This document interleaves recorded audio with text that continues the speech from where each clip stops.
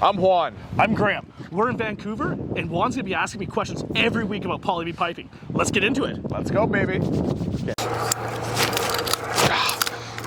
They say it always rains in Vancouver. What a myth. Graham, there has to be some myths about Blvd. Wow, this is a touchy subject for me. I encounter this every single day. But the biggest myth around Blvd is so many people try to downplay the piping and instead talk about the fittings. If it has plastic fittings, it's not a problem. If it has brass fittings, it's good. I've heard about this. That if they have plastic fittings, that's the problem, but if they have brass fittings, That's exactly it. That's what one of the main things that I keep hearing. It's complete BS. There was not a single class action lawsuit against the fittings. It was always against the pipe. People that try to push the fitting myth always have an ulterior motive on what's going on. And it's one of my biggest things I encounter every single day. The plastic fittings were only installed in the early 80s.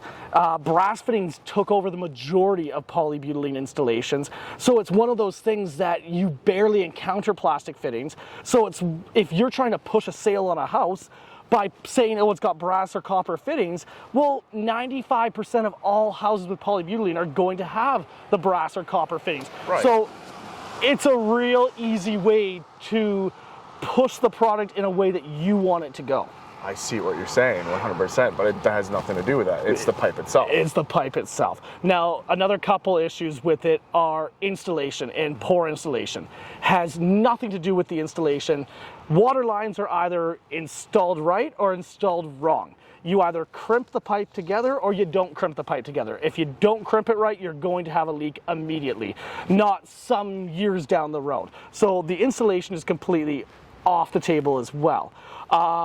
There's also the myth about generational polybutylene piping. They say, oh, only the first couple years of Poly-B was bad, but then after that it became good. That's complete BS again. There was never any generational polybutylene piping. It was always the same chemical formula and the same manufacturing the entire way through, from 1985 right to 1997. Okay, that's awesome. Those are my top ones. We can go into deeper on another video of the other couple myths on polybutylene. My biggest one is the fittings, and anybody that says it's the fittings, not the pipe, is someone you definitely don't want to deal with. Right on. They also told me I shouldn't go swim in the harbor, but I think I might take it a go. I think you might as well. Let's go. Let's go. Let's do it.